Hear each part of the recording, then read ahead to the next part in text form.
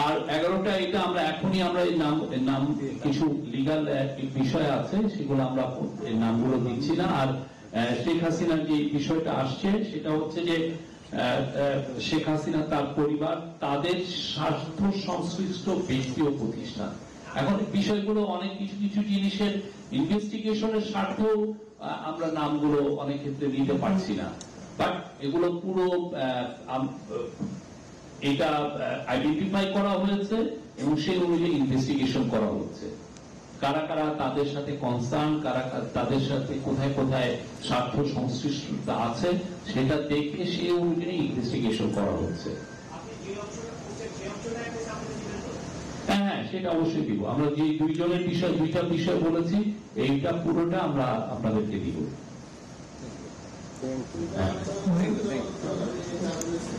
আর একটা বিষয় সেটা হচ্ছে যে এমনি তো 11টা গ্রুপ, তার বাইরে যে কয়েকশো ব্যক্তি আছে যে যারা 200 কোটি বা তারও অধিক টাকা আমরা আইডেন্টিফাই করেছি যে তারা এই টাকাগুলো বাইরে নিয়ে গেছে। তো সেই বিষয়েও আরো ইনভেস্টিগেশন আরো জোরদার করার জন্য চিফ অ্যাডভাইজার মহোদয় এই বিষয়ে সবাইকে বলেছেন যে এটা বিষয় খুব দ্রুত যাতে এটার ইনভেস্টিগেশন গুলোর জন্য আরো ফাস্ট ট্র্যাক করা হয় এবং এটার বিষয়ে আমরা খুব দ্রুত যেন আরো কিছু ডেভেলপমেন্ট জানি যে কতদূর কি হয়েছে, কতটুকু জানা গেছে।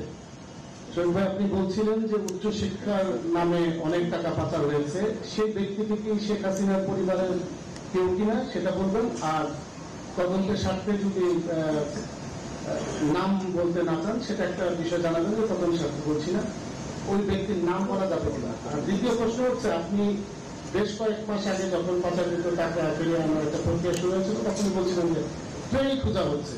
তো ট্রেন খুঁজতে খুঁজতে কিন্তু আমরা দেখলাম যে কয়েক মাস চলে গেছে। আমরা জানি যে অন্তর্বর্তী সরকার আগামী মার্চ বা ডিসেম্বর বা জুন নানা ডেট দেওয়া হচ্ছে। এই সময়ের মধ্যে আপনারা আশা করছেন কিনা যে আপনাদের আমলে এই টাকা আদৌ উদ্ধার হবে কিনা? কারণ আপনারা যে প্রক্রিয়ার কথা বলছেন, বিদেশে গিয়ে আবেদন জানাবেন, তারা ফ্রিজ করবে কিনা, বা এই ধরনের কোন উদাহরণ আছে কিনা যে এক দেশের সরকার আরেক দেশে গিয়ে ব্যাংক অ্যাকাউন্ট ফ্রিজ করতে বললে তারা করে কিনা? এই বিষয়ে একটু ক্লিয়ার করবেন। না, ব্যাংক অ্যাকাউন্ট ফ্রিজ করে এটা উদাহরণ যথেষ্ট আছে, কিন্তু একটা বিষয় আপনারা জানবেন, এই বিষয়টা কিন্তু খুবই সময় সাধ্য ব্যাপার। এটা কিন্তু আপনি বললেন যে আজকে, কিন্তু এটার সাথে অনেকগুলো লিগাল এক্সপেক্ট আছে। আপনার লিগাল জিনিসগুলো অ্যাড্রেস করতে হয়, গভর্নমেন্টের অনেকগুলো এজেন্সির সাথে এটা কোঅর্ডিনেশনের বিষয় আছে, তারপরে বিদেশি প্রতিষ্ঠানের সাথে প্রতি স্টেপে লিগাল বিষয়গুলো দেখতে হয়। এটা আপনি আজকে চেলেন যে কালকে এটা হয়ে গেল এরকম কিন্তু না। আপনি অন্যান্য দেশগুলোতে দেখেন, কিছু কিছু দেশ যেমন এশিয়ার মধ্যে দু একটা দেশ আছে, যেমন ফিলিপিন্সের মার্কোসের টাকার বিষয়ে আপনি দেখেন কতটুকু এই 20-30 বছর আগের বিষয়, বা অ্যাঙ্গোলা তার কিছু টাকা পেয়েছে কিন্তু 5 ইয়ার্স।